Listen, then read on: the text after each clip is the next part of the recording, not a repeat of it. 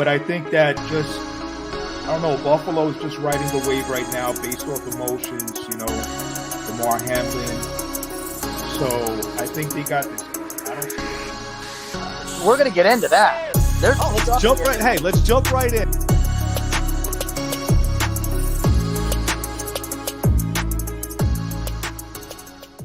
Yo, Tuesday night. What's up, everybody? What's going on? Tonight, we have Mr. Smitty. Smitty, holla. Salutations. Happy Tuesday, everyone. Rupaha. Happy Tuesday, boys. Great to be back. And we got our special guest tonight, Mr. Notter from 94.9 B3 Media and B3 Sports. What's up? What's up, guys? Pleasure to be here. Very much looking forward to getting this thing going. Let's do it. Absolutely. And we're going to start right off. Obviously, big news came out this week. 2023 NFL released their schedule. Let's get into that a little bit. Who's going to have an easier road? Who's going to have a tougher road? As you gentlemen know, a couple Giants fans in the party right now, Smitty and Notter. I was pretty loud and clear about those Giants having an easy path last year, which I believe they did. Would you guys disagree with me? Go ahead, Notter. I'll give you the floor. I mean, I would say some parts of the schedule were definitely easy, right? Like, I mean, it's clear as day. We got off to a really good start, and yeah, there was definitely some parts of that schedule that were super kind of like flying right through. But I wouldn't necessarily say the games were easy for the Giants, right? There were a lot of games where we really had to battle. Right. But yeah, I mean, you were very, very vocal about the Giants' easy schedule, but as Kev Mike likes to say, and I totally agree with him, you got to win the games, right? No matter what the schedule is, you got to win the games. Yep. So, but yeah, no, you were pretty vocal about it, but I think we got a little bit of a different situation for the Giants this year for sure. Smitty? I agree 100%. I mean, you're vocal because, you're anti-Giants. So regardless whether they have an easy schedule or a hard schedule, you're always going to go against the Giants. Not always, Smitty, just 99.9% of the time. Okay, Maury. So listen, if I could jump in with my common sense brethren over here with Notter and Smitty, and boy, here we go. Well, Raymond, you and I are fans of the same football team, but Yeah, by your analysis, yes, sir. The Tampa Bay Buccaneers should have won the Super Bowl because they played the easiest schedule and still finished below 500 and didn't go anywhere. You got to play the games. I agree with that. Sure. You're Sure. playing against other professional football teams. And guess what? You start playing against those subpar teams, you can still blow out an ACL or anything else. So the wear and tear on the body is still there. No, that's fair. I think what's going to be more fair this year is to see the same Giants team, right? I don't believe that they lost anybody. In fact, in Smitty and Notter, Russ, if you know anything about the draft with the Giants, would you gentlemen say that the Giants improved from their team last year? Going forward, I mean, are you more excited for the season this year? I mean, listen, I was excited last year when I saw the positive direction that the Giants organization was going towards. I'm still excited. I'm looking forward to Dable and Shane, running that organization, the new kids on the block. And it all comes to health. It all comes to, if they can gel, chemistry and discipline. Yep. We'll see what happens. I mean, the Giants do have a tough schedule ahead. I mean, we play the AFC, the AFC East and our division, which is always a tough task. So we'll see what happens. I mean, Barkley's still up in the air.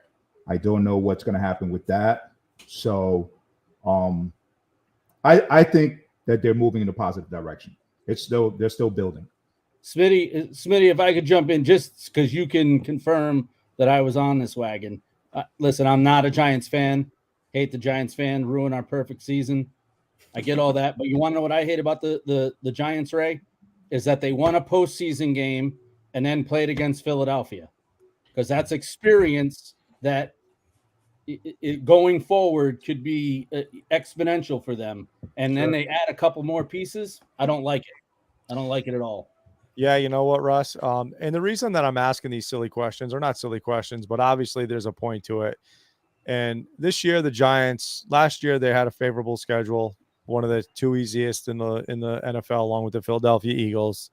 This year, it's a complete 180.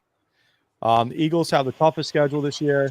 You know, in this, I'm getting this off of eatdrinkandsleepfootball.com. How accurate that is, I can't tell you. But you know, and we did compare it to another site, Smitty. I don't know if you remember what that site was. It did have the Eagles with the toughest schedule. The Giants have the third toughest schedule, and you know who's right behind the Giants? Unfortunately, Ross, is our beloved New England Patriots. So, Well, because our division's going to kill us. well, playing the Jets obviously twice, the Bills, and who knows what the Dolphins are going to be. They're kind of like a wild card to me. And it's all about Tua. Tua's going to decide the fate of the Dolphins. If they have them, they're going to be good. Without them, I'm not worried. I'm not really that concerned. But looking at the toughest schedules, right? Eagles, Dolphins, Giants, Patriots, Cowboys, Jets, Bills, Commanders. I mean, that's pretty much the AFC East and the NFC East. So, yeah, it's going to be a tough year. It's going to be a fun year. I'm looking forward to it.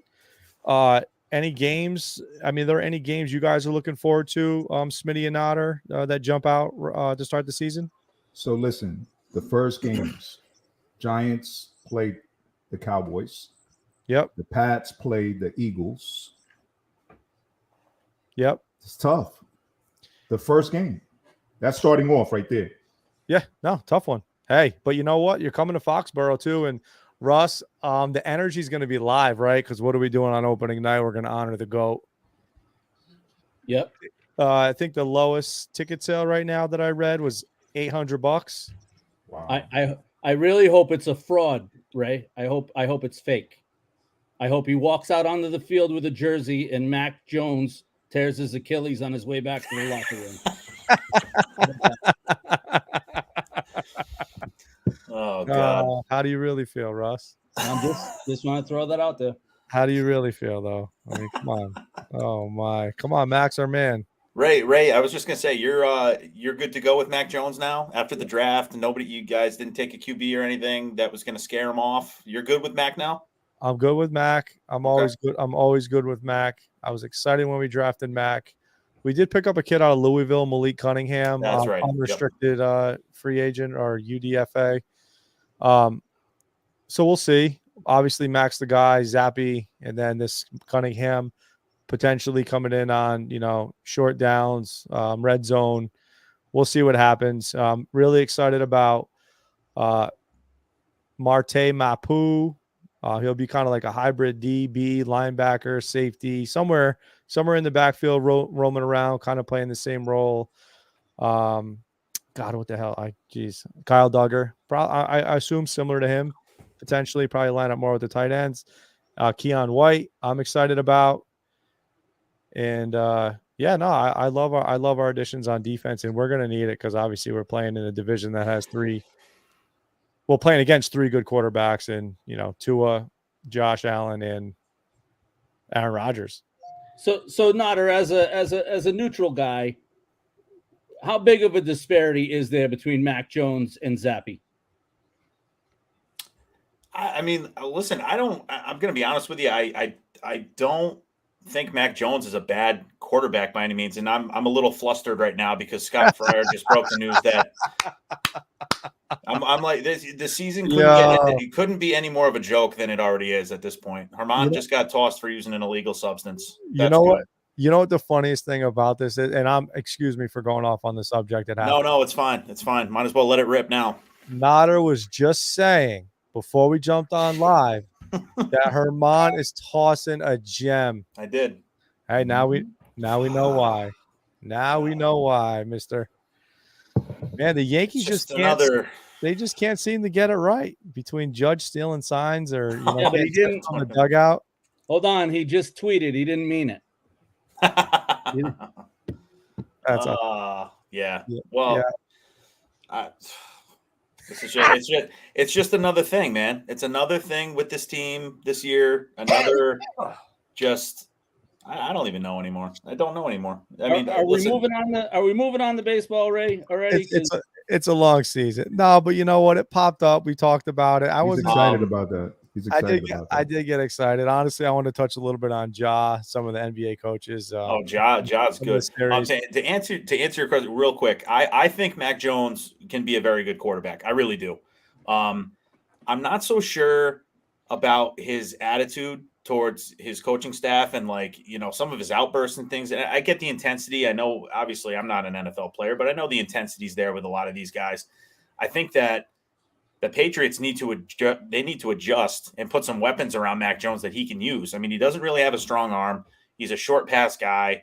But I think Mac Jones could be a great quarterback for the Patriots. Will it work out in the future? I don't know. But do you think it's been fair to him, the coaching changes? He hasn't had multiple seasons with anybody. No, he hasn't, and that's the same issue that Daniel Jones struggled with too. You know what I mean? He never had he didn't really have a steady coaching staff, right? Different head coaches, and right. So far, I mean, I don't know if Belichick's come out and said it, but you look at like what he's had to go through as far as the coaching changes go, and I think so far he's adjusted okay, but he does need to have a steady dose of coaching, and he needs to adjust, and he needs to have some consistency with that team. And like Daboll came out and told the press, the media, everybody that Daniel Jones was his quarterback. He's my quarterback. He's my guy. And I don't really know if Jones has had that support from the Patriots yet, just because there's been so many changes throughout his short career so far. I got to follow up on that.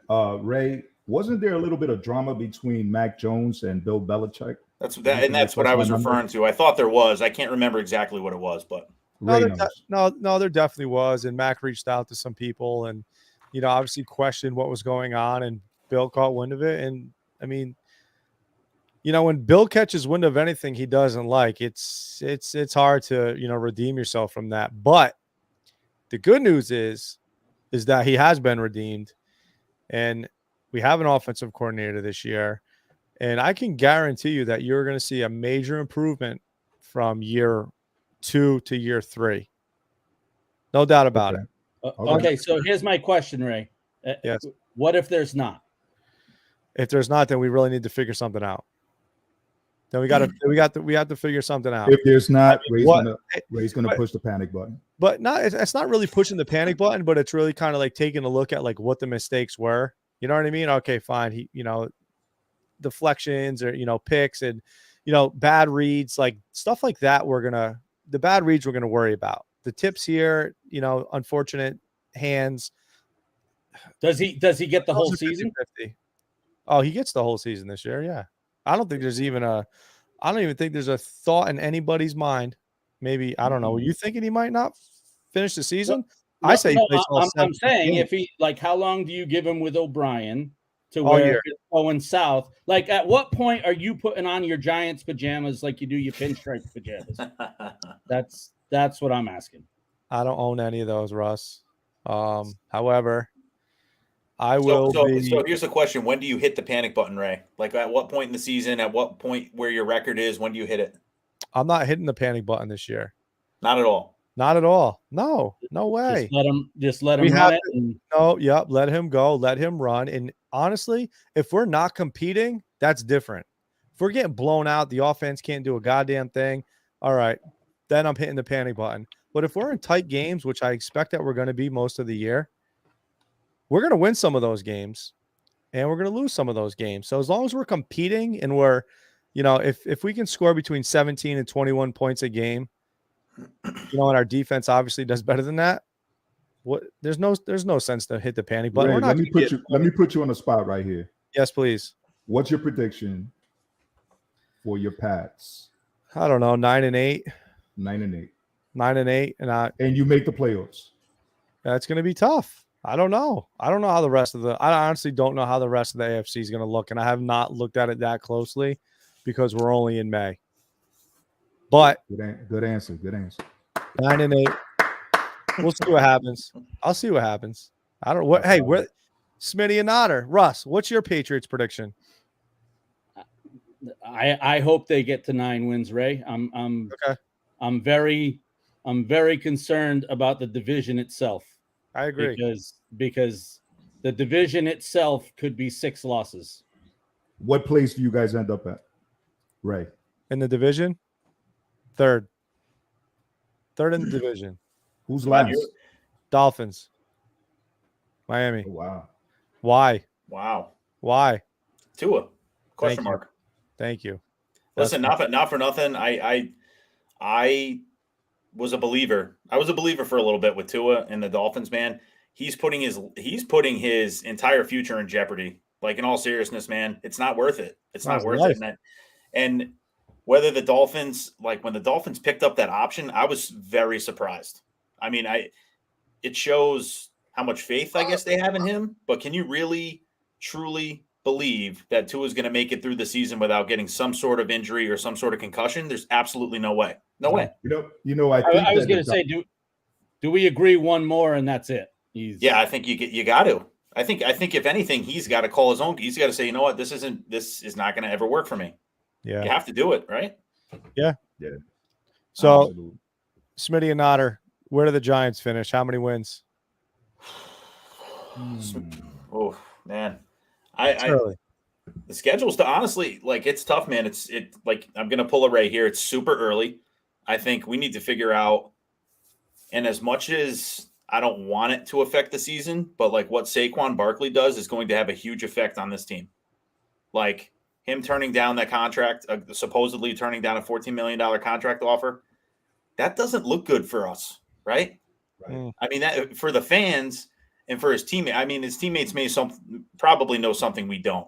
But if I'm a player on the Giants, I'm like, damn, Saquon is all about being in New York. Him and Danny Dimes, they came on together. They're doing this, that, the other thing. And he's turning down this money and he's turning down the contracts when in reality, he hasn't even really been healthy his entire career. He had one great year, right? I mean, well, on and off with his injuries, but solid. Yep. That's a huge, that's a huge problem for me. And I think if Saquon keeps playing these games, it's going to affect the rest of his team. But dude, I'm telling you, and Smitty, I don't really even know off the top of my head what I would give them as far as wins go. But the schedule's tough, man. I mean, Cowboys, 49ers, Dolphins, Commanders, Raiders again. The Raiders should be a dub. I mean, We'll see. Bills, Jets, Cowboys again. You know, it's definitely tough. So give me a number. Give me a number. 7. I'm gonna go with 9 and 8. 9 and 8. That was gonna be mine. 9 and 8, third in the division. Okay. Philly, Dallas ahead of us. As much as I dislike to say that, and we'll see. I could see the Giants finishing last in the division, just like I could see the Patriots finishing last in the division. We might marry each other this year, honestly. Okay. May your dreams come true. But let me acknowledge the audience. Yeah. Let's see. Randy, is the AFC East going to be the best division in the league? What do you guys? Yes. And without a doubt. No question. So I don't think there's a question. So I'll tell you what. Here's my take on that. The AFC East, if we're looking at the AFC East, keep in mind the AFC East has to play the NFC East. All right. And with that said, I believe the AFC West, if we take a look at the AFC West, you have Kansas City, Denver, which now they have a new, I want to say that their culture is going to change. Yep. Their culture is going to change down there. You know what I mean? Vegas, I don't know about that team, but the Chargers are going to compete too. I got Staley. So, I mean, I don't know if he's going to come through in the playoffs. Nah. But during the regular season, I think they have a good shot. Tight games, you're screwed. Not a fan. Not a fan. Love Herbert, Herbie. Herbert, Herbie. But nah, they have the Chiefs. Broncos are a toss-up. Russ Wilson, we'll see what he can do. The only reason why I say the AFC is not going to be the best division is because they're going to war. They're going to war against the NFC East. Well, it's the best conference, right? The AFC, absolutely. Yeah, Absolutely. Definitely. that's agreeable. Yeah, definitely. Does Daniel Jones take a step back this year? I don't think so. I think that he'll continue to improve. He's not going to be a top 10 quarterback, in my opinion, but I think Daniel Jones will continue to improve. Notter? I agree 100%.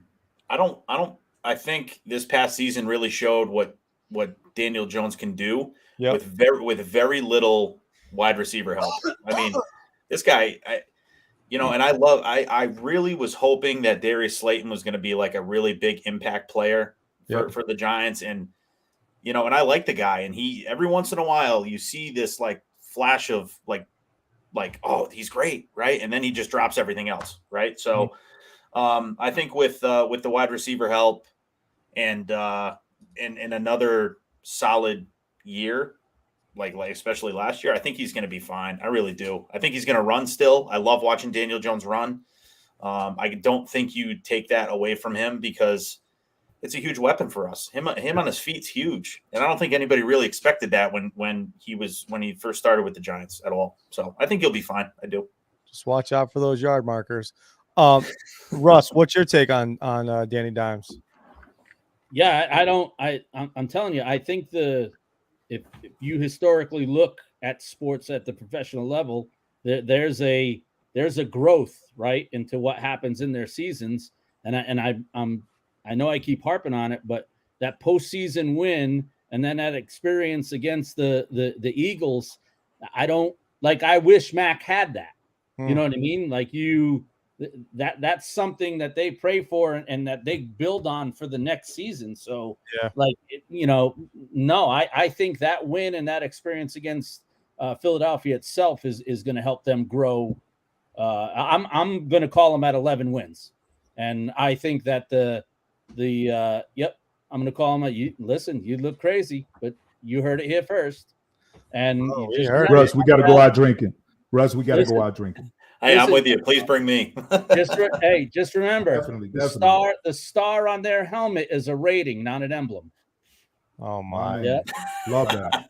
I love that. All right, let me go against all of you because I disagree with all three of you, especially you. No, 11 no wins. Shocker! I'm so 11 surprised. wins will never happen for the Giants this year. And here's why Danny Dimes is going to go backwards. And not to say that he didn't improve, but maybe with the culture he'll stay plateaued. But I think with the strength of the schedule that you are playing this year, he's going to take a dive, and he's going to get a lot of pressure.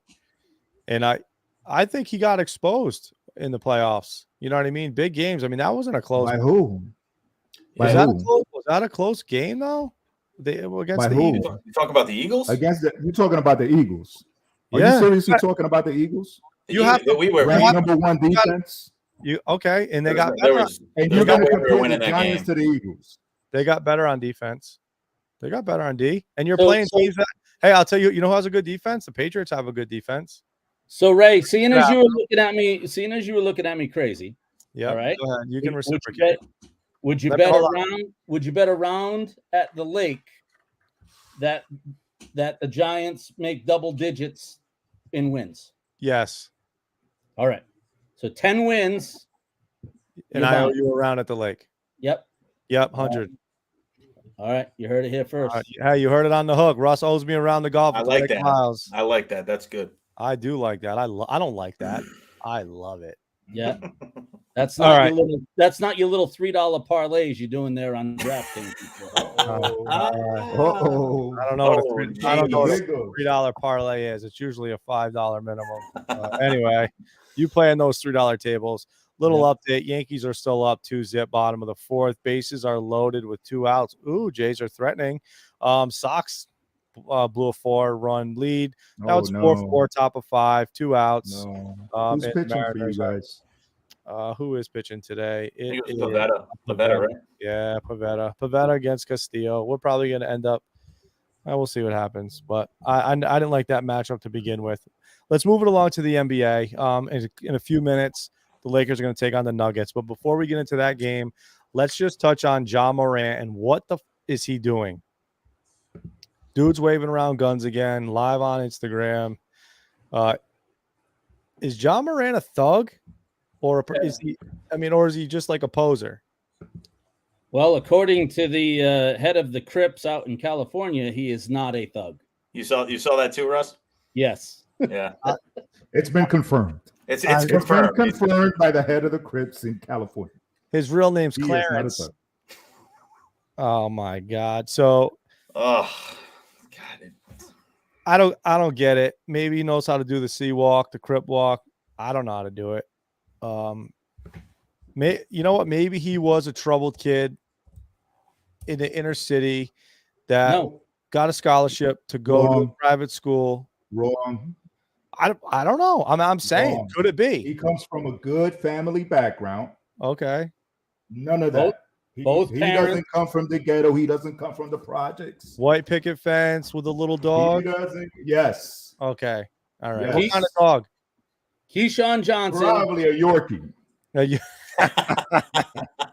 Oh shit!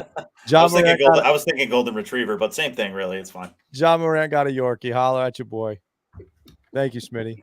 Keyshawn Johnson just did a whole thing, and basically, the synopsis of the whole thing: he's going to put himself in a spot to where he gets taken out because of how much he's pushing this hood life. And he's throwing like the fingers up, and yes, I mean, there's a few players that do it. I heard that they said it was okay when Draymond does it. Well, because he do gives you know back why? to the community. Because he gives back. Because he told him he feeds the kids. Yeah, he gives them backpacks and food and everything else. Yep, crazy. Here's the question: how old is John Morant? He's got to be 24 years old. 24 years, 23. Let's say 23, 24, right? Yep. This dude signs a 5-year, $195 million contract. 23.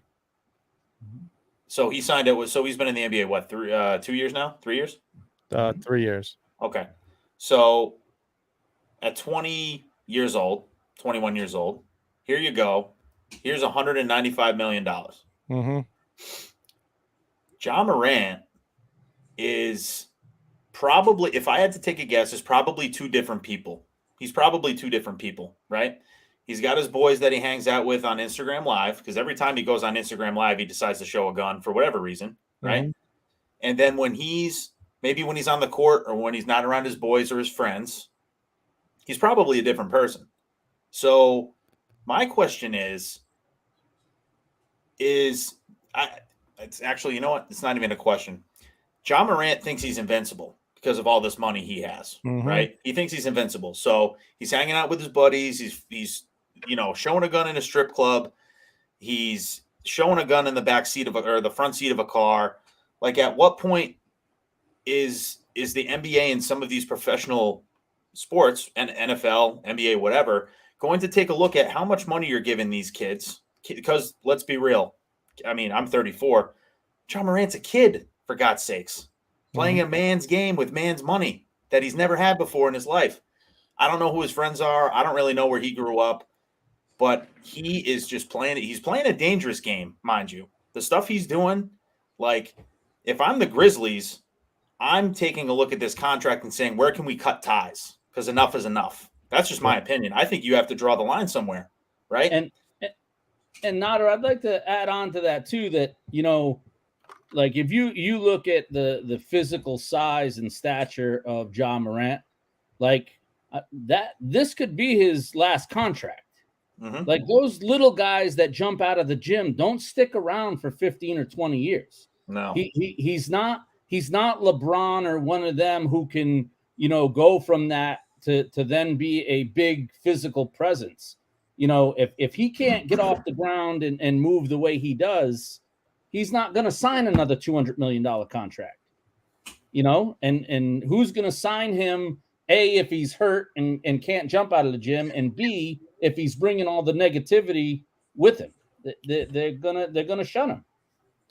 Yeah, he's definitely an issue, and you got a lot of people are like saying he's going down an Aaron Hernandez road, right? That's a good comparison. And I'm seeing that all over the place, and I'm like, damn. And you know what the crazy part is John Morant ain't hiding it, right? Yeah. Aaron Hernandez was pretty, like, everybody was so surprised that he murdered somebody, right? Everybody was so surprised that he was a gang member. Everybody was so surprised.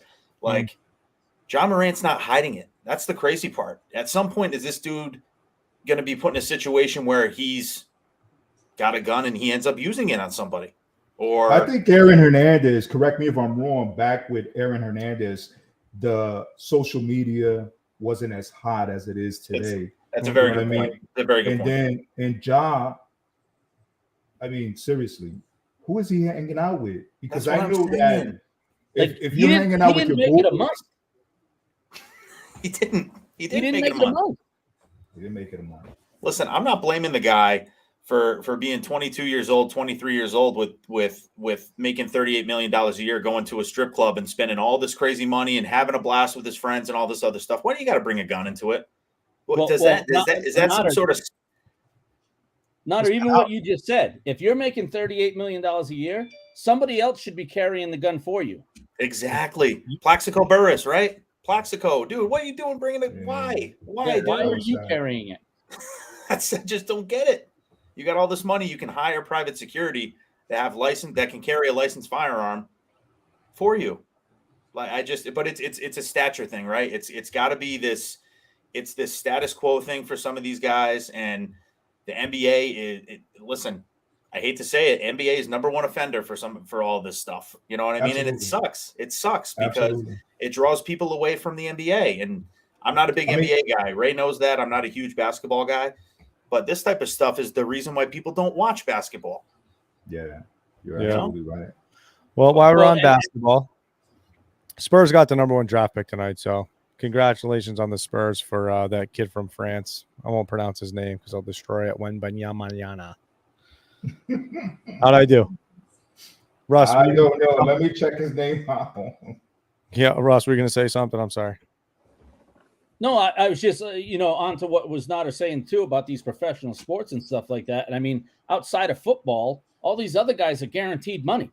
Mm-hmm. So, and even if they suspend John Morant for a year, right? Okay, now he's only going to make $170 million instead of $200 million.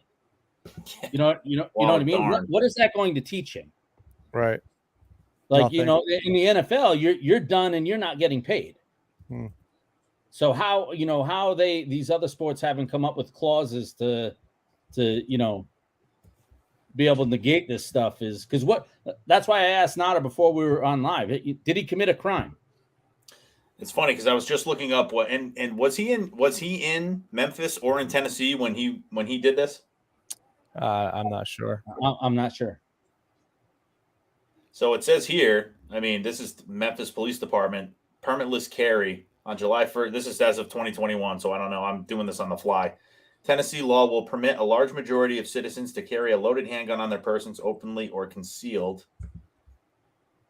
Permitless? I don't know if this is right. It doesn't make sense. But then again, who knows? It says permitless. Well, a lot of them went to that. Not well, he was in Glendale, Colorado for this last incident. All right. So I don't know what that is, but I mean, what's this? IKF solo shot. IKF went yard, huh? By the way, Nolan Arenado went yard again. I think that's 5 games in a row. This dude's he's on a freaking tear. So Notter, that to add back onto the jaw thing is if it's not a crime, like so it says here, and not to interrupt you, Russ, but on the memphispolice.org, it says the current law does not mandate citizens to complete a safety or training course. Therefore, many citizens will not know what to do when interacting with law enforcement.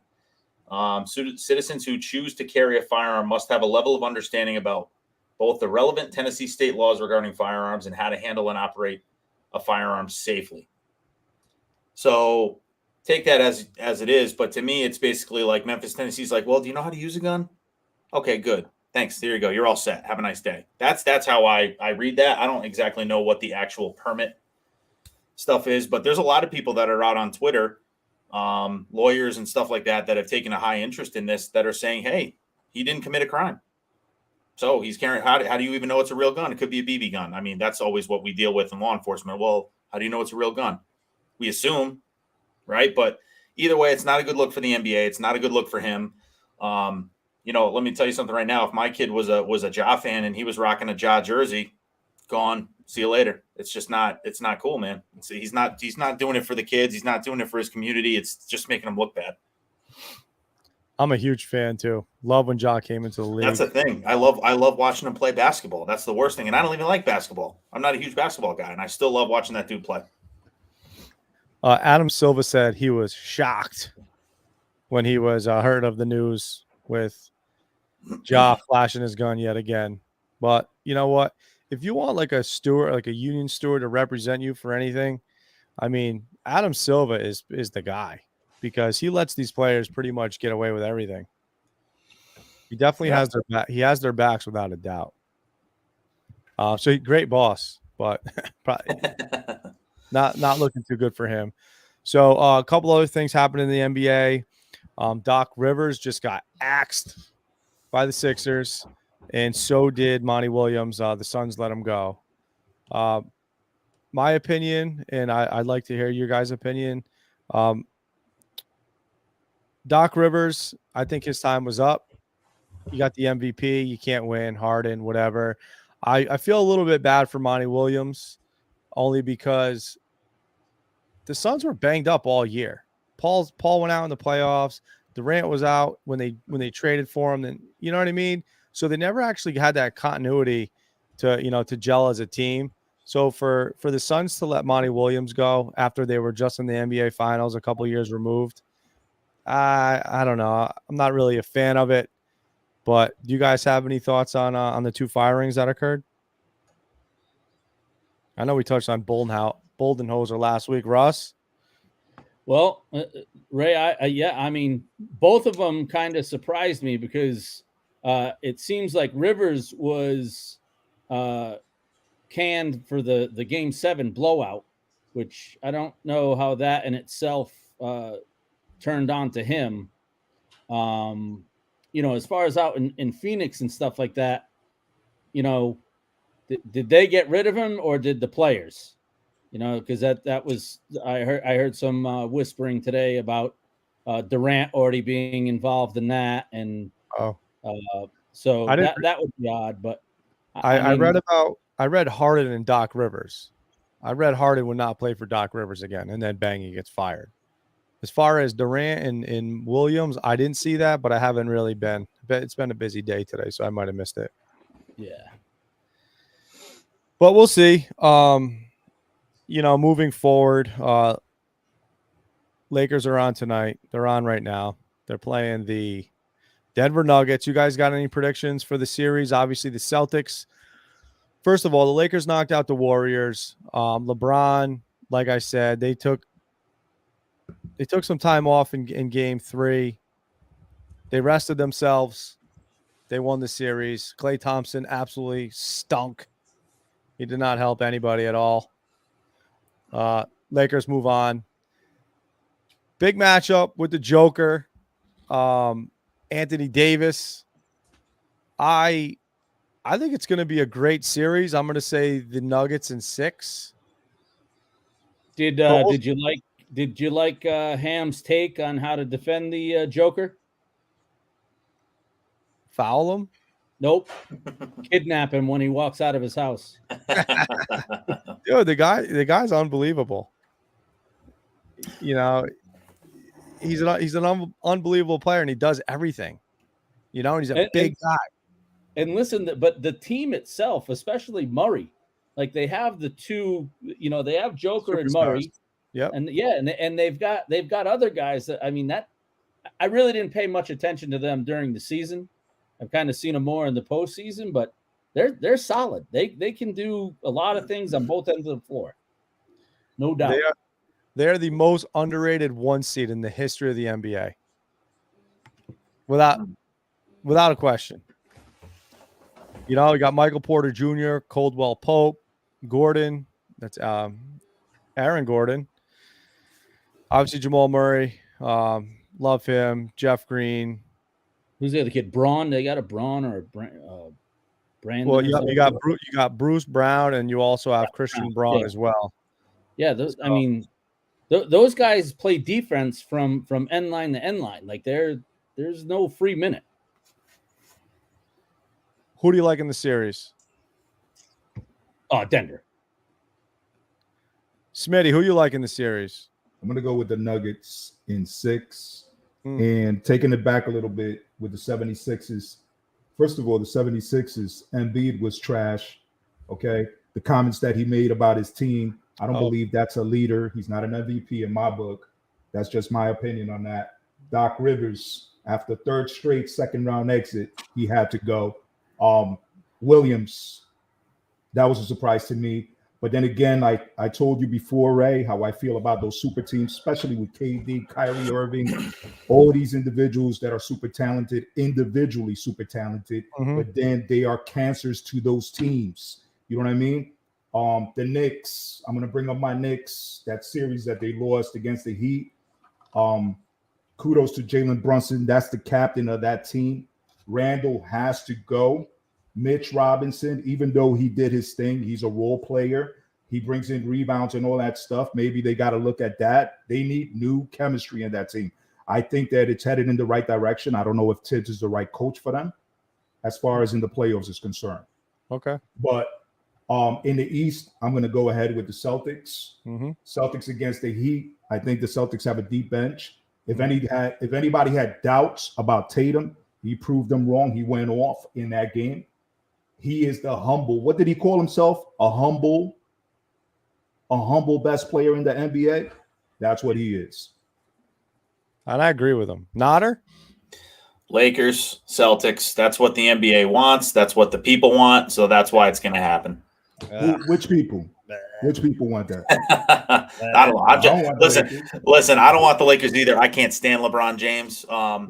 But in all seriousness, I think Anthony Davis is the key. Anthony Davis is the key. If he's healthy and he's playing both ends of the floor. What's the over/under on Anthony Davis staying healthy throughout that series? Probably not good. Hold on, before you answer that, if I could jump in, Smitty. If they're down 2-0 or 3-0, I want to know the over/under on LeBron and Davis being hurt. Who's going out in a wheelchair first? Yep. Who's going out in a wheelchair first? That's the question. Yes. They better not go down 2-0 or somebody will be hurt. I could see the Lakers doing what they did with the Warriors and trying to, if they can steal game 1 or game 2, you'll see them rest the other game. When they go back to LA, they got to win game 1. But, see, I just think that LA with their age and all that, they can only go so many series so deep, before it takes its toll on them. So it's gonna be it'll be fun to watch. God, I hope the Nuggets pull this one out. I'd love to see the Joker win one. Even though do I have to root for Boston? I guess, right? Do I have to, Smitty? Smitty, being a New York Knicks fan. Well, I'm a Bulls fan, but being a New York Knicks fan, if it's Boston, but that's your second team. Boston and Denver, Boston, LA, because I believe it's going to be Boston. I don't think Miami has the depth to, although it'll be a good series. They'll compete. Miami will compete. I agree with you. But if it's Boston against one of the Western Conference teams, do you pick Boston over either one of them, or do you automatically go West? I'm going to go with Denver. If it's Boston, LA, I'm going to have to go with Boston. Yeah, I agree. But if it's Boston, Denver, I'm going to go with Denver.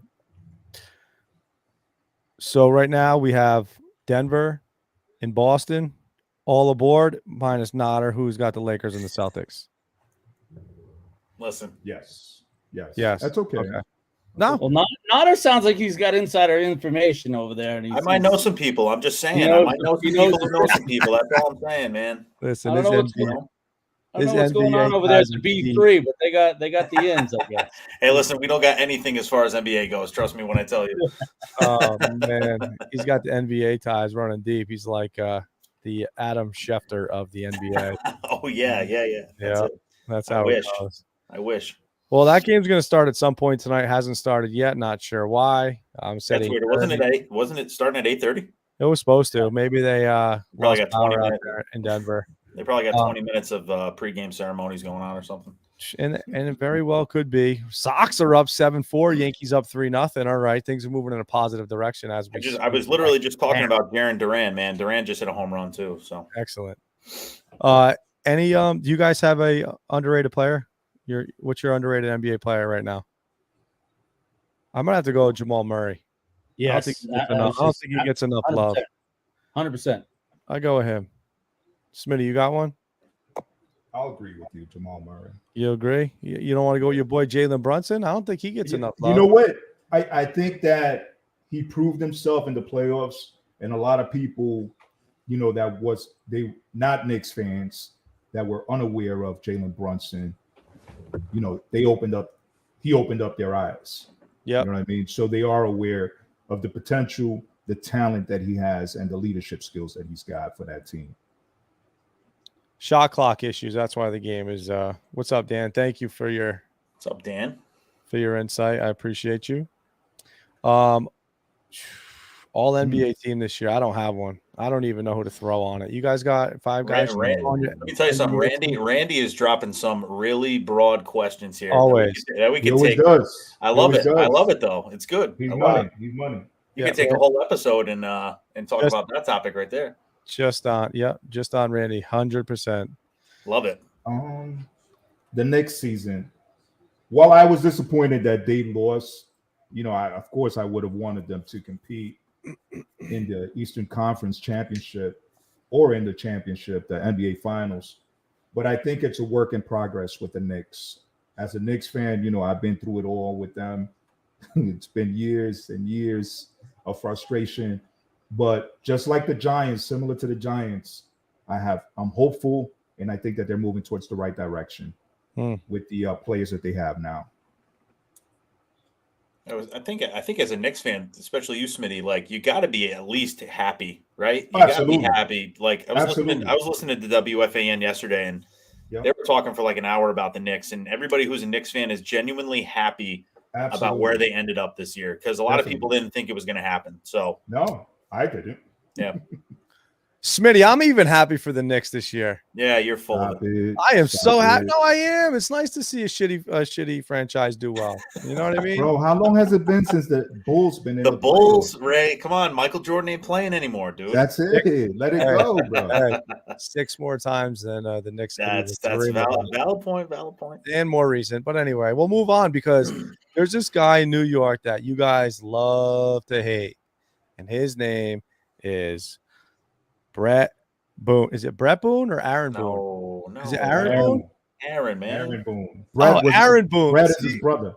The guy's such a scrub. I can't even get his name right. I apologize. Aaron fucking Boone. I know who the hell I'm talking about. Yes. Fucking cocksucker. So listen, both of you guys, obviously, I feel like I've seen, some posts. And Smitty, we've had the conversation that, obviously Boone is a problem. Mm-hmm. Cashman, Boone's a problem. Notter, I feel like you feel as if Boone might not be the problem. So, I'd like to hear a little discussion between you guys on why you should keep Boone or why you should fire Boone and move to the next guy up, whoever that may be. Ooh. It's a loaded question. So here's my thoughts on it. Like, as in the cool part about this little thing that we're going to do here, Smitty and I are diehard Yankee fans, and I think we both have a little bit of different views, which will be cool. So I'm a big believer in when you put a product out onto the field, they need to perform. Now, so let me go back here a second. Are we talking about Aaron Boone or are we talking about Cashman? Because I have two different views on that. You could just lay it all out there because I'd love to hear it. All right. I think Brian Cashman did just about everything that the Yankee fans wanted him to do, minus getting an outfielder. In all seriousness, every Yankee fan for the most part wanted Anthony Volpe to be the shortstop. It happened. You wanted Judge re-signed. It happened. You wanted a big name starting pitcher. We got Rodon. He hasn't even touched the mound yet, but they signed him, right? Whether they paid attention to his physical or not, they signed him. Everybody was like, well, you got to get rid of Donaldson. Got to get rid of Hicks. Guess what? Nobody's touching them. They got too much money on the payroll. Nobody's going to want to pay them. So I don't know why people think that the Yankees are just going to let go of if you look at the total, it's over $100 million. They were just throwing away if they get rid of Donaldson and Hicks. Cashman should have been a little bit more prepared in the outfield department, in my opinion, just because Bader and Stanton have such a long history of injuries. I think Oswaldo Cabrera is the perfect fit for that left field spot. That's just my opinion. I think he's been a little slow hitting wise, but he's starting to come around. As far as Aaron Boone goes, I have mixed emotions. Do I think that we need to blame everything on Aaron Boone? No, not everything, right? Do I think he mismanages the bullpen worse than any other manager I've ever seen in my life? Yes. I don't think he has. He's doing it right now. Oh, yeah, exactly. So, I just don't understand some of the decision-making that Boone goes through when it comes to the Yankees bullpen. I know a lot of people are big on the lineups. I think you need to have a consistent lineup as much as possible. Like Willie Calhoun batting fourth, right? Like a couple times. Like, listen, Willie has come through a few times. That's what the Yankees do. The Yankees are good at grabbing a guy who's good for like 15 to 20 games, and then you never see him again, right? That's what Willie Calhoun's doing right now. But I guess my thing is yes, does Boone mismanages the bullpen because he plays into the analytics too much, and he said that. He's a big numbers guy. But at the same time, I am also going to say that you, as a professional athlete, need to perform. Not everybody's going to perform good. Not everybody's, you're not going to be a superstar every time you go out there. If I could say one thing to Aaron Boone, is that Clay Holmes is not the answer to your problems out there in the bullpen. The guy is struggling, but you continue to put him in situations where he's going to fail. And he continuously fails, and he fails, and he fails over and over and over again. And what does Aaron Boone do? Give me Clay Holmes. I want Clay Holmes. Like, dude, what? It's not working, man. So, if anything, Boone needs to take a look at his bullpen. I think Cashman, for the most part, like I said before, did everything the Yankee fans wanted him to do, minus an outfielder. But I think that the Yankee fans are used to just blaming everybody else for their problems. They're not blaming the players. So I think Yankee fans need to take a little bit of a step back and be like, okay, this is the product Aaron Boone has to put on the field. The players have to perform. That's just kind of my insight on it. But I don't think Boone's the worst manager in baseball. I really don't. I don't think he is at all. Okay. Smitty? Well, before he does that, Ray, I think Aaron Boone's my biggest issue with his analytics is his refusal to do anything with small ball. Like, yesterday, no outs, first and second. And rather than, and it worked out, so he'll look like a hero. But in the grand scheme of things, Higgy should not be swinging away. Bunt them 2 over into scoring position. You're already up 3-0, and let's run it up. And so his refusal to do anything small ball, and Notter, if it comes back to you something, or Smitty, I think as far as Cashman goes, is I think Cashman's also in a pickle because Cashman also worked under the old man. And things would have been handled completely different under the old man. And now he's got to, balance how he deals with the kids. Smitty? So, yeah, you know what? To piggyback off what Russ is saying, I agree 100% when it came to the boss handling the situation. I think it's two, approaches by the owner of the baseball club. I think the boss, demanded and told pretty much Brian Cashman what to do, where I believe, and I'm not 100% sure, I'm just talking as a fan, that Hal is a businessman. So he will let Brian Cashman go out there and decide along with his groupies who they're going to come and get or who they want. And it's really up to Brian Cashman. So my concern with Brian Cashman is the pattern that he's displayed. Yes, as fans, I think that when it comes to Yankee fans, we're one of the smartest fans when it comes to our team, passionate, and we know as far as the players. Now, let's take it back to Montes. I'll bring Montes in, right? Oakland. He had a history of injuries. Cashman, he settled for second class, okay? Now, I get it that, there's a lot of details in the background that we're unable to see. We don't want to give up the farm system. We don't want to give up these young kids this new talent that we have. I get all that, but sometimes, I mean, you're the Yankees. You know what I mean? So when it comes to Hicks, Donaldson, if Arizona can pay Bumgarner and get rid of him and eat that money, you telling me the Yankees can't? Are you serious? Hicks. I mean, come on, bro. I mean, in the outfield, running the bases, he gets hurt. That guy's a clown, dude. You know what I'm saying? And everybody knows that. Donaldson, please stay in the IL a little bit longer, man. With the pitching, yes, we have problems with the pitching. Aaron Boone. Okay, here's my concern with Aaron Boone. All right, Aaron Boone, the basics of baseball. Let's get rid of analytics. You have a pitcher who's pitching 80. He's got an 88 pitch count. Okay, you take him out. Why? Why? When it's almost the end of the game, there's one out. If he gives up the game, that was his loss. You know what I mean? But you bring up Clay Holmes, you bring up the bullpen, and like, Notter said, as far as Clay Holmes is concerned, that guy has been so inconsistent, and he's not ready for the pressure. Granted, the Yankees don't have a closer like the Red Sox do, Jansen, who's an outstanding closer for you guys, by the way. But that's my take on Aaron Boone. Yes, I agree. He's not the worst manager, of course, in the majors, but I think Aaron Boone's time in New York, it's got to be cut short. He's got to be on a leash. He's got to be on a hot seat. Brian Cashman's got to be on a hot seat. Everything good comes to an end. You know what I'm saying? And I think that the Yankees need to get a new regime in, just like the Giants did, just like the Knicks are doing. They need a new scenery. You know what I mean? That's just my take on Aaron Boone and Brian Cashman. Well, Smitty, while you're talking about the bullpen, Notter, Haynes, it's 3-3. Marinaccio gave up three runs, so it's still bottom of 5, tie score, 2 outs. We'll see how that moves forward.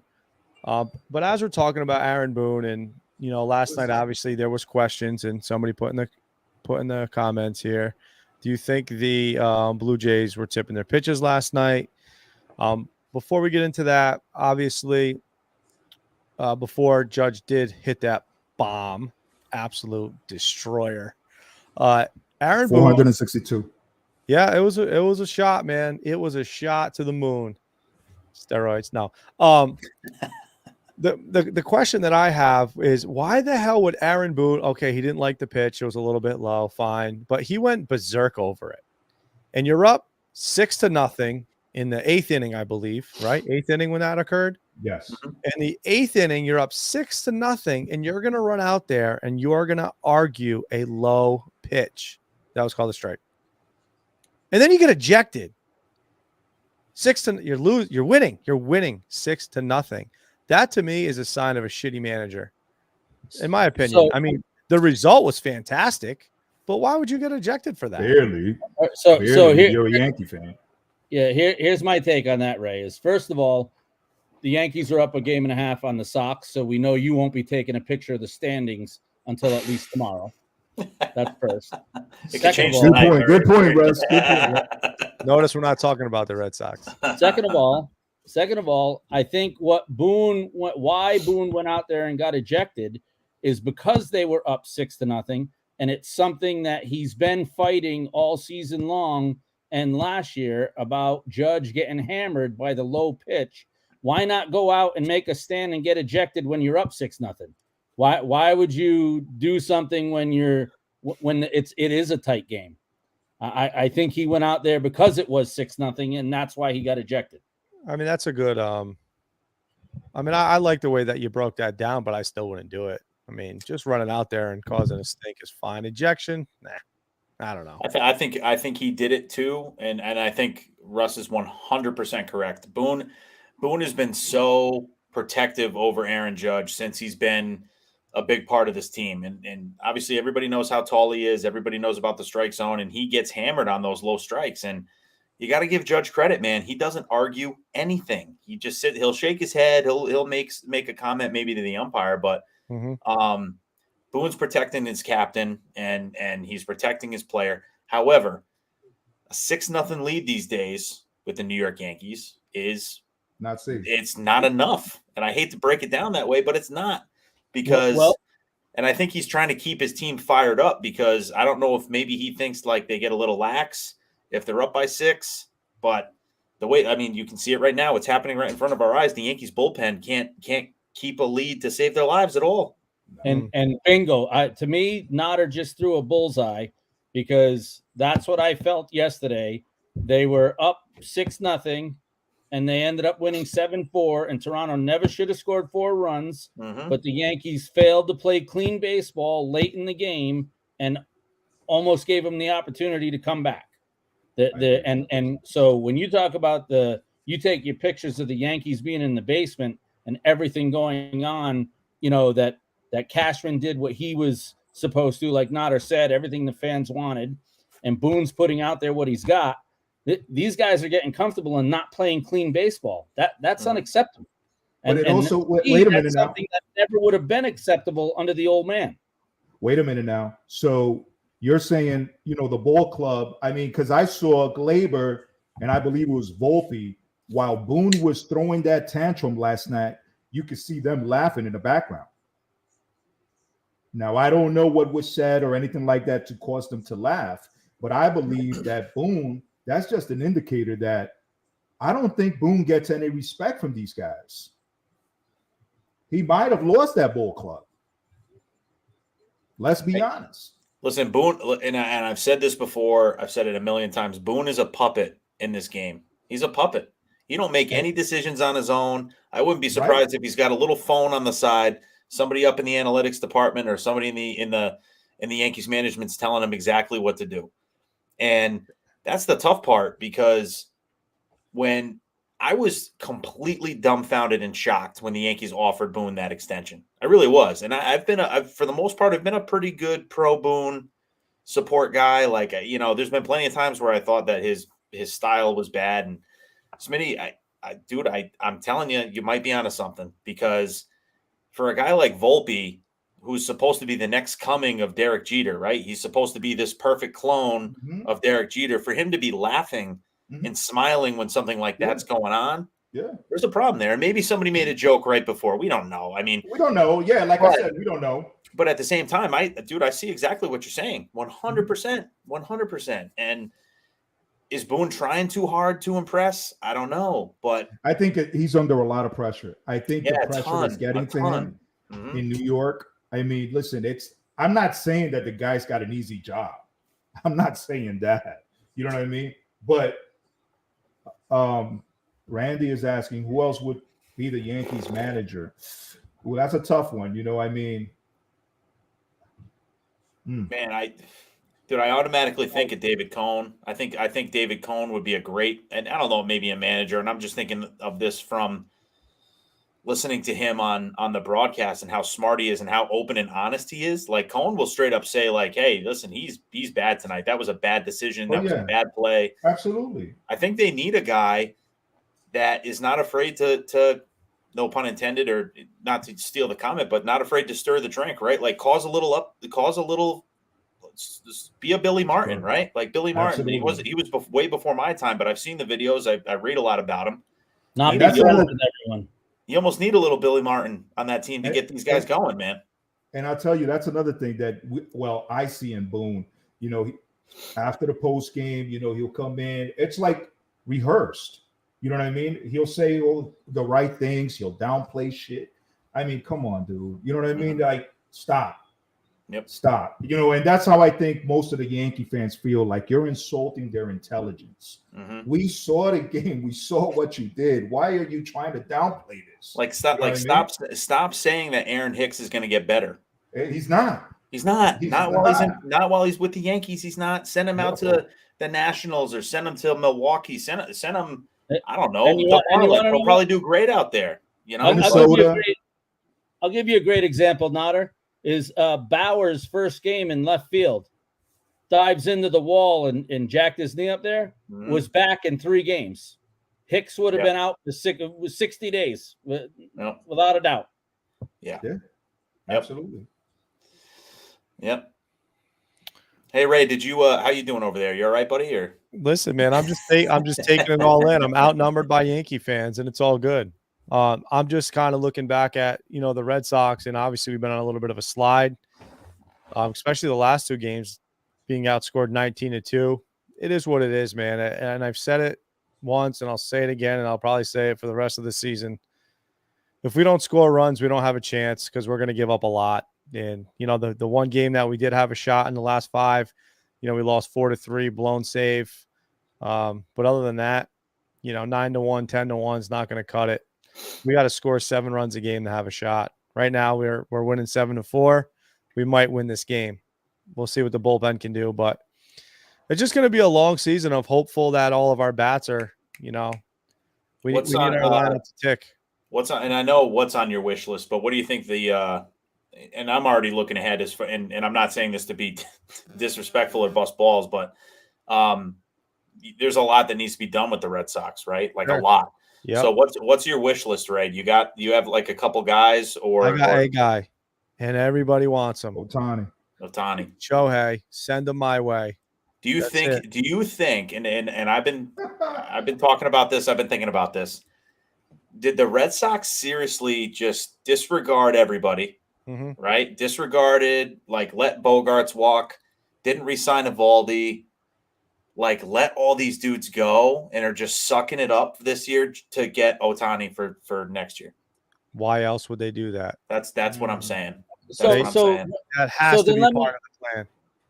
So then let me ask you this though, Ray, like to piggyback on that, don't you think that the Red Sox would have to at least be competing for him to want to come to Boston? Well, I think yes, of course. And I mean, right now, we are competing though, which is kind of funny. If you put us in another division, I hate to say that, we're leading a division, we're in second place in a division. So, I mean, you get a guy like Shohei, that's going to put us higher up in our division, right? Because we're going to get the bat. We have the bats, and it's kind of funny to say, and I'm excited for Adam Duvall to come back. But that dude was raking the ball, and he was hitting the ball. He was hitting the ball over the fence. And you line him up with Devers, and now we have Duran and Yoshida, and it's a lot of people, not to cut you off, but a lot of people forget that Trevor Story plays for the Red Sox too. And what a legend. If he ever wants to be healthy, it'd be great. It'd be great. Trevor Story, that's a great story for Boston. I mean, but look at it like this. If you were to say, okay, right now the Angels and the Red Sox both have the same record, right? They're both 22-20. The Angels are 22-20 with Shohei, right? Now, obviously, the Yankees are 24-19, and the Padres are whatever they are. They're 20-22. Dodgers 27-15. I mean, Christ, if he's going to go anywhere and he wants to win right away, you go to LA, right? You go to the Dodgers. But just to compare the other teams, to say, okay, if we added that bat and that arm on the mound, I would say we'd probably at least 3 wins better, this early in the season. Now, is that enough for him to say, all right, you know what, I can go to Boston and make an impact? I don't know. I think Ohtani goes to Seattle. Seattle. I like Seattle for Ohtani. Yeah, I do. I personally, I do. The only East Coast team, Northeast, that I see him going to, and that would be for the money, would be the New York Mets. Uncle Stevie. I agree. Uncle Stevie who paid the guy $700 million. He don't care. But I agree with Notter. I think that, there's a lot of options out in the West Coast. I mean, you got the Padres, you got the Mariners, you got the Dodgers. But the Mets will pay him $35 million a year until he's 70. It's Absolutely. True. They'll do a Bobby Bonilla. My man Bobby, yeah. He's still getting paid. Bobby Beach. He's still getting paid. He's a real legend right there. He's the legend. Yeah, listen, absolutely. Hell of a retirement. That dude is a hustler. OG. Yeah. Listen, he won. What a pension. Bobby Bonilla won. He won. Oh, yeah, absolutely. Yeah, now we'll see where Shohei goes. Obviously, I love him in Beantown. We know he's not going to be in Anaheim. He's not going to be. He ain't going to be with the Angels. So We know Randy that. is asking who is benefiting from no shift this year. I'll tell you who's benefiting. Joey Gallo. Joey Gallo, Joey baby. Gallo. Let's go, Joey. What about Rizzo though? Rizzo's got to be benefiting from the no shift. He's a pull hitter, no? Rizzo's hitting bombs though. Right, Yeah, right. Yeah. I mean, it's kind of easier to step up and just swing, for the pull. You probably hit more home runs rather trying to slap it to left field. No, I don't know. Can he do that? You're going to think I'm crazy for saying this. I'm just going to throw this out there because I watch a lot. Obviously, you guys know I watch a lot of baseball. Josh Donaldson probably had, I would say, anywhere from probably like 20 to 25 base hits up the middle stolen from him last year. Dude hits the ball up the middle. You say what you want, but whether it's a dribbler or it's a line drive, he hits the ball up the middle a lot, which is what you always teach your kids, and you always learn that growing up. Hit the ball up the middle, hit the ball up the middle. If he was playing, I bet you Donaldson would have more hits at this point this year than he did last year based on the shift, because they always shifted that guy over up the middle. But I think Smitty's right on the money. I think with the change of scenery in Minnesota and the shift, Joey Gallo's, he's going to be just fine this year. And he's already off to, I wouldn't say a great start, but a pretty decent for start. Joey Gallo, yeah, that's a great For Joey Gallo, it's great, right? He started Hey, hot. so it's end of the first. Denver Nuggets are up 37-25. There you go. Yeah, there we go. Let's go. Keep it going, Denver. I'd like a little bit of a bigger lead after the first, but I'll take 12.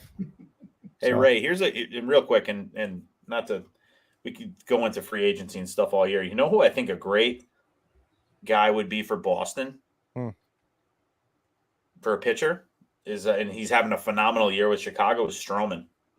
Oh, Oh, Marcus Stroman. He's a free agent. He started out kind of slow though, didn't he? I got him on my fantasy team. He's been pretty good.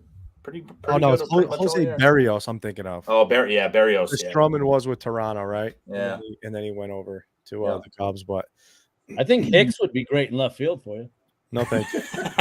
Hey, Donaldson's probably going to be available too. So Yeah, you guys can just So- take Devers and we'll take Donaldson, even swap. even swap. Joker Perfect. already has 12 boards. He's a stud. That's 12 why. boards Crazy. already. That's Thank you, because Dan. he's the real MVP. Joker's the MVP. That's just how it should have gone. So listen, who Good was the question. pitcher that you said, Nader? What's that? Marcus Stroman. Marcus Stroman. Oh, Stroman. Yeah. Stroman. Okay, so I'm a huge believer in patterns.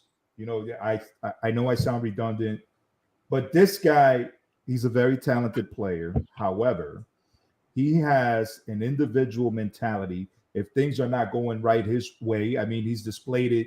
He played for the Cubbies. He played for the Blue Jays. I think he played for the Mets too, right? Yeah.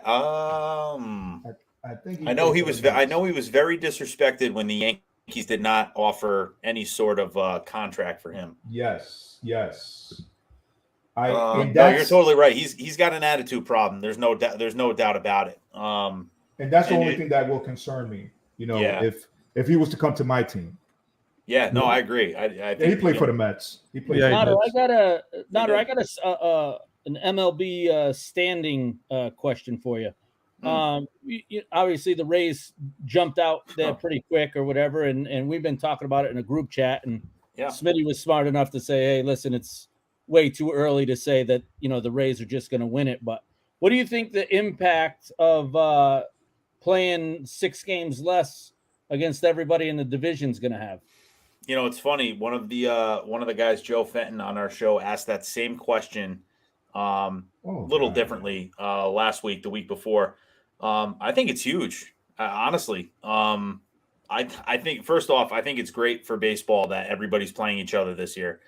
I've always been, even back when interleague play was a thing, I was a huge interleague guy because I loved seeing the Reds play the Yankees or all those, the Cubs coming over, to New York or whatever. No, I think it's huge, man. I just don't know. Tampa Bay is just a weird thing for me. I just have a sense of man, are these guys just really clicking? Are they really good together? Are they really feeding off of each other? there's some people that think that they're pulling a Houston Astros and they're like cheating and they're like stealing signs and all this other stuff. There's a lot of that going on out there. Because if you look at the players the Tampa Bay Rays have and their starting lineup, and you look to previous years, these dudes are horrendous, like AA quality baseball players. And now they're nasty. They're 31-11. They're 31-11. So would you agree that like 6 games less against the Yankees, 6 less against Toronto, 6 less against Boston, 100% is better for them and worse for those teams trying to catch them, because those are catch-up games, right? Yep. And I'm going to be honest with you. I 100% agree, because you're not seeing those same teams over and over and over and over again. It's 24 games. Yeah, exactly. A lot. And the AL East has always been the most competitive, always been the most interesting to watch. And Tampa's definitely benefiting from that, and they will benefit from that. And I'm telling you right now, look at a team like Baltimore. It's the same thing. They're only 4 games back. I've been a huge believer in the Baltimore Orioles for the same reasons. And the AL East is very interesting right now. It does not look like I thought it would at this point in the season. That's for sure. Definitely. Randy has a question. Would Ricky Henderson have more stolen bases with the pitch clock now? Pitch clock and the extra large pizza boxes, as far as the bases are concerned, absolutely. Absolutely. Ricky Henderson would be running all around those bases. I agree. What's your favorite MLB ballparks? We were just talking about Baltimore. That ballpark I loved when I went to Wrigley Field. Wrigley Field is nice. Petco Park was nice too. Camden Yards was gorgeous, man. I love Camden Yards. Oh yeah, loved it. Smitty, have you been down? Did you go down the stadium this year? Oh yeah, absolutely. The cathedral, yeah. What do you think about the new food concessions? Listen, I think that those prices are outrageous. So yeah, but now it's Bobby Burgers and all that. You can't even get a freaking Italian sausage in the outfield. I know. Oh, I know. That's terrible. I literally get my tickets based off of where the sausage and pepper stands are. Yes, because that's my automatic thing, man. I go in, I get a beer. I'll get my $18 beer. I don't really care at that point, and I'll go in and get the hot, sausage and peppers, and that's all I eat. I don't eat anything else while I'm there. That's it. Well, where did you find them? Because they weren't in the outfield. Section 3. So we went to opening day this year. It was section 324, and we were like the mid kind of level, and the seats where I had, you walk right out, and we didn't even sit. We sat we stood. We were standing up right at the railing, and there's a little table, and right behind us was sausage and peppers and the beer. It was perfect. Didn't even have to go anywhere. And I will throw this out there for those fans that are looking for stadiums. I will tell you the new Woosok Stadium was a good. I don't know if you guys have been up there. Haven't been yet. I do want to go though. Amazing place. Not a bit. Don't worry about spending money on a good seat, because they're all good. It was a great place. Nice. Listen, Smitty, real quick, you want to touch on any of the hockey that you love Absolutely. I know especially we got Joe in the house. 2002 Angels were very similar, I feel, as Tampa this year. Just a team that clicks. Absolutely. They're just right now. Tampa's hot. They started off hot. Their momentum, they got everything. They got the chemistry going on right now. But let's keep in mind, baseball is a long season. Let's see. The teams that are left out in hockey are they're left in the conference final round. The East is Carolina versus Florida. Mm-hmm. Joe, who do you got in that series? I'm interested in it. And who does he got in the finals? Vegas, Dallas. Yep. I watched some of the Stars game last night, Smitty. Did you? How was it? It was a good game. They're flying. They were flying around all over. I think the Seattle Kraken. That was the Cinderella team, if I'm not mistaken. That's it. Their dreams were shattered. Well, Carolina's a Cinderella as well. Carolina was like the 17th overall team coming into the playoffs. Carolina got hot towards the end, though. During the regular season. Yeah, but they were still 17th overall, right? in the entire NHL. They were number 17. And then they faced the Bruins, the number 1 seed. And they've been on fire since. I mean, you knock off the Bruins, and then they knock off in the series. They just knocked off the Maple Leafs, right? 4-1. They almost swept Toronto. Thanks, Boston, for changing up your goalie strategy in the playoffs. Way to go. Great job. Yeah, no, I was looking at actually the kind of like the pecking order of the teams just to kind of get a feel of, what we are seeing. And I believe the highest ranked team left is the Hurricanes. I believe the Hurricanes were like the 3rd seed. So yeah. And Panthers, I believe, are the lowest seed.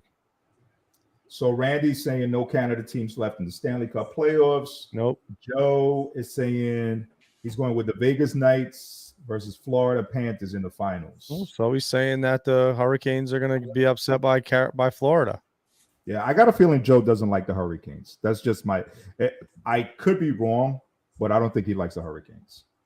Yeah, I don't like Hurricanes either. You got a shelter in the basement.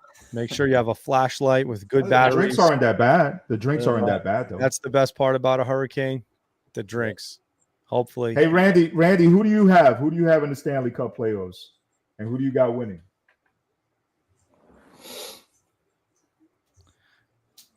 Randy. I'm going to say Randy's going to go with the Vegas Knights. Vegas Golden Knights. That's who I'm going with. They've been there before. Recently, too. I want to say in the past couple of years. Who they have? Patrick, what was that? Sultan?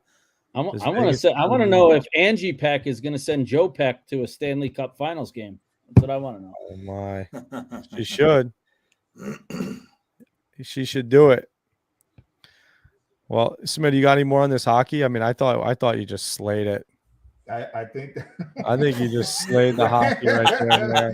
Listen, man. Hey, Randy said Vegas Golden Knights. I told you he was going to go with the Golden Knights. Yep. Real quick too, before we wrap this thing up, we've been going for an hour and 20 minutes. Does not feel like it at all. Big signing in the Professional Fighting League. If you guys have any insight on Francis Ngannou signing with them instead of, trying to figure it out in the UFC.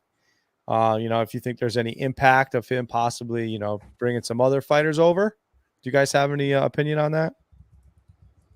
It was a hot topic today. I got another hot topic after that. I don't have an opinion. I didn't even read it. I didn't even see anything on that, Ray. Today. So basically, Ngannou signed a huge contract with the PFL. Now he's, this also includes another idiot, the brother YouTuber guy there. What's his name? Basically, they're just Paul. Yeah.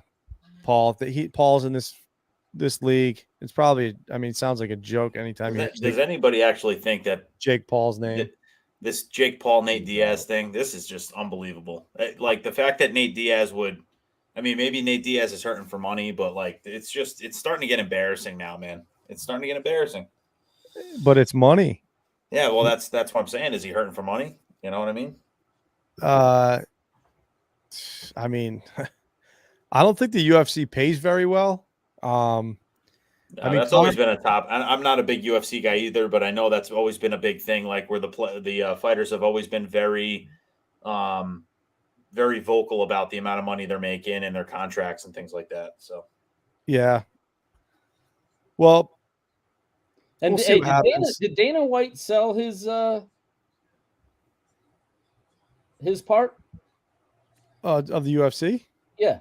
He did years ago. He still runs it, but yeah, he sold it years. I don't even know how many years ago it was. 5-6 years ago.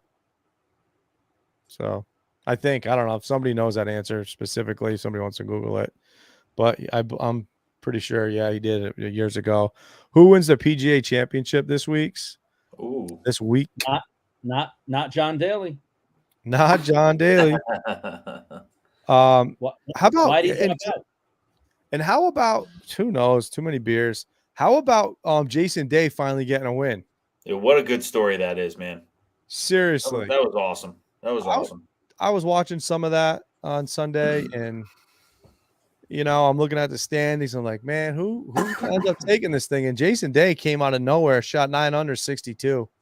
And ended up on Mother's Day. So the cool part about that is that his mom, like it's not cool, but the story is that his mom passed away last year, and his wife is pregnant with their fourth, and he won that tournament on Mother's Day. So that's pretty cool. Pretty cool story. I didn't know that. That's awesome. Yeah. Yep.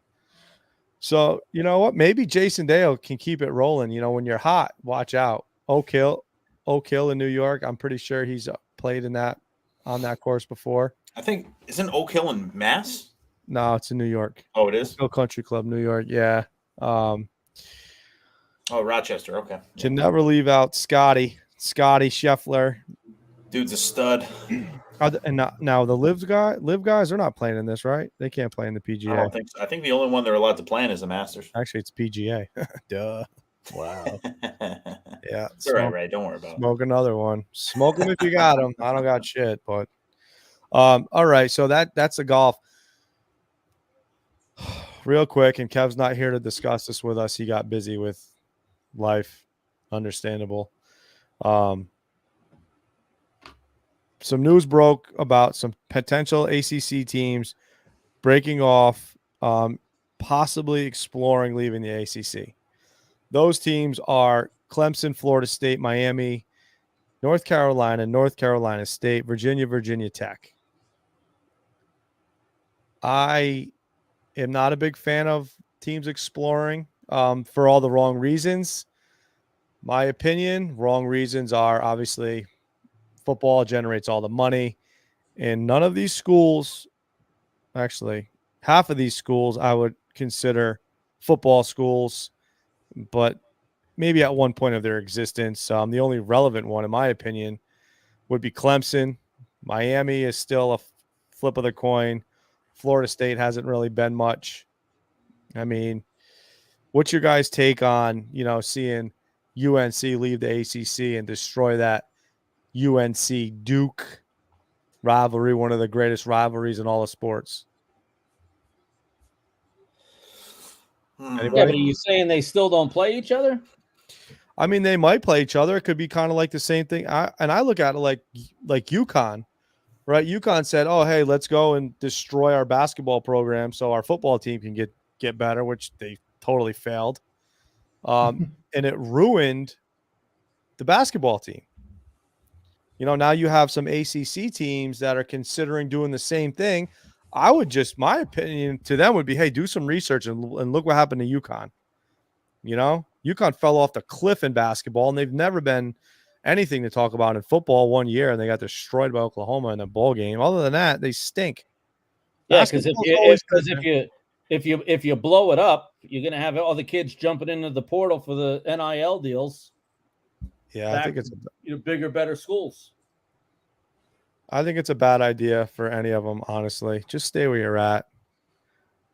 Notter, Smitty, you got any insight, any opinion on that you might want to express?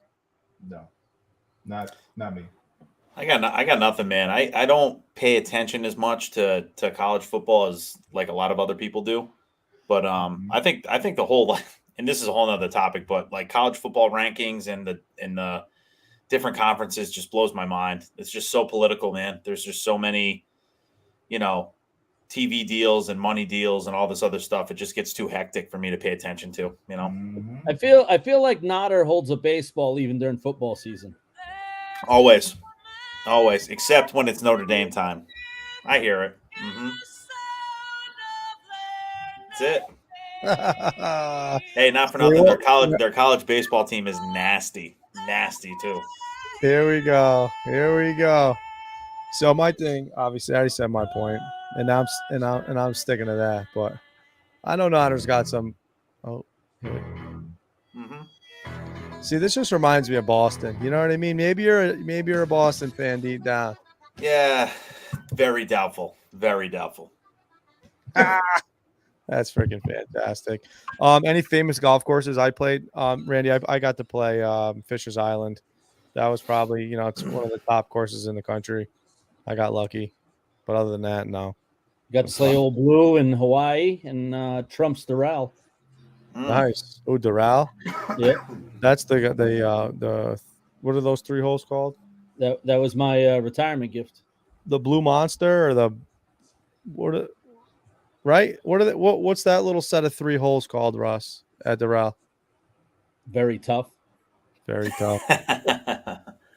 No, that's the whole course. That was 18, right? Yeah. Anyway, gentlemen, what are you looking forward to this weekend? Notter, we'll start with you. What am I looking forward to this weekend? I'm looking forward to hearing some positive news about some injured Yankee players, right? I'm looking to see what's going on with Severino. I'm looking to see what's going on with Rodon. I still don't have a lot of confidence that we're going to see him before the All-Star break. That's just my opinion. If that, I mean, we may not even see him at all. I think I'm looking for that right now. I'm very excited for golf this weekend too. Actually, though, I'm looking forward to that. I'm a huge fan every year. So, I mean, other than that, that's pretty much it on my plate. Like I said, I'm not a big basketball guy, so whoever wins. But yeah, looking forward to seeing some positive Yankee injury news. I think that's my my goal for the weekend. Smitty? Definitely. You know what? I agree with Notter when he says so Severino coming back. That would be some, like great news for the Yankees. Let's see. We have this weekend, the Yankees play Cincinnati. So, and then we have after the Toronto series, Cincinnati, Baltimore, the Padres, and then Seattle. We go out to the West Coast. So it's not going to get easier. Oh, look, they got Aaron Hicks in the game. Okay, great. Fantastic. That's fucking great. Russell, what do you got going on? Yes, sir. Little golf this weekend.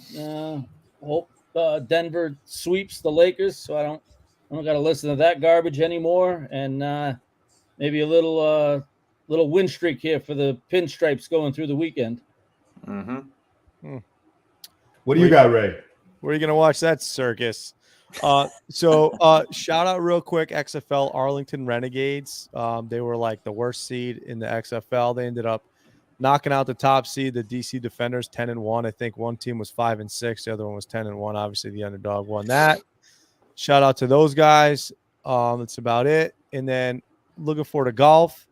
I'm looking forward to Lakers catching some L's and some Celtics wins as well. Maybe we can get a couple dubs with the Red Sox also. I just want to reestablish that Ray's buying me around at the lake when the Giants get 10 wins. Can't wait for that.